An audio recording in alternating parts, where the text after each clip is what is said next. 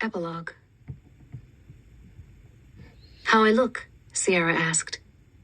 "Fit to become one with," Robbie said. "Whoa, easy there, player." She felt like her smile was about to explode off her face. She wore a flowing white strapless dress, and her matching white shawl flapped around her like wings in the ocean wind.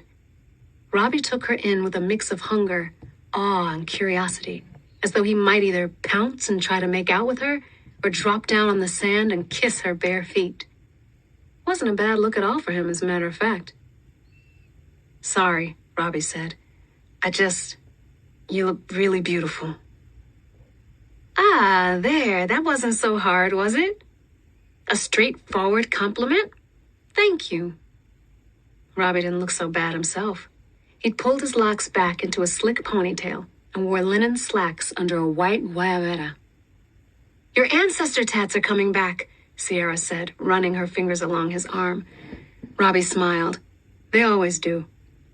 He put his hand over hers and then wrapped her arm around his elbow, and together they promenaded down toward a secluded area of Coney Island beach by the edge of the water. "How's Lazaro?" Robbie asked. Sierra shook her head. "I haven't been back up there yet. I don't know if I can face him.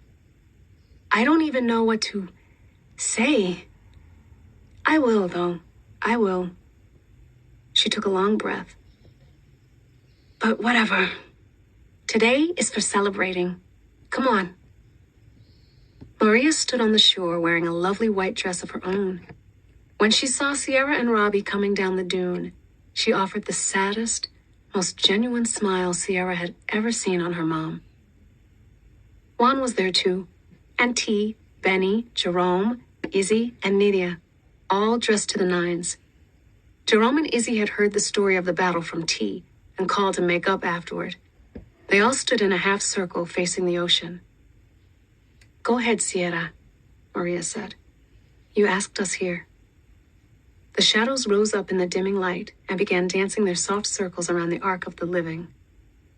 "I brought you all here today," Sierra said, "to honor the memory of Mama Carmen Siboney Corona, my abuela. May she rest in peace. I didn't know my grandma that well, really, but she still showed me a lot about life, taught me a lot about what it means to be who I am. And for that, I honor her." There was a pause. The spirit steps grew wider, and their hum stretched across the open sky, filled Sierra's soul with a melancholy contentment. They were mourning Lucera too, mourning one and welcoming another. Everyone seemed lost in their thoughts and memories for a few moments. "We're also here to honor Manuel Gomez," Sierra said, a.k.a. the Domino King. The bodies had been recovered, and the past few days had seen a swirl of funerals and tributes to Manny and the other Shadowshapers. Maria wrapped her warm hand around Sierra's. Tears rolled down her face, but she still had on that sad, sweet smile. "I'm here today," Benny said, "to honor the memory of Vincent Charles Jackson, my brother. May he rest in peace." "Today," Robbie said, "I come to honor the life and spirit of Papa Mauricio Acevedo, my mentor and friend." They went around the half circle, each calling out the name of one or several loved ones who had passed.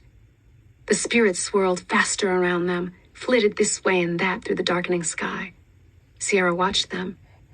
She was beginning to see subtle differences in how each spirit moved. The clenching of shadowy fists on an upward flush into the sky, the curve of a spine from a life of hard labor. Their stories, the same stories that had flashed through Sierra just a few nights before, still lived with them, made up the fabric of who they were. When all the names had been called out, Sierra looked into each of the faces around her. Benny smiled through her tears. Juan had his hair slicked down and was wearing one of their dad's white uniform shirts. His smile was serene for maybe the first time ever. T just grinned, like all this was the most natural thing in the world. Nydia's eyes were wide, like a little kid on the first day of school. and Jerome and Izzy gaped in amazement. Maria and Robbie stood smiling on either side of Sierra. Each of them nodded at her and joined hands. Above them, the spirits began pulsing gently as Sierra took a deep breath and closed her eyes. She could feel each of her loved ones, their passions and fears. They registered as flashes of color in her mind's eye. She exhaled and sent a ray of power out from her center, felt it blitz along beneath her skin, and then enter her mom on one side, Robbie on the other. Their colors brightened. Benny and Nydia were next, and then the brightness worked its way to Juan, T, Jerome, and Izzy. "It's done," Sierra said. "My shadow-shaping friends, it begins anew." She felt her mom squeeze her hand. They smiled at each other, and then looked up to where the spirits danced wild circles across the darkening sky.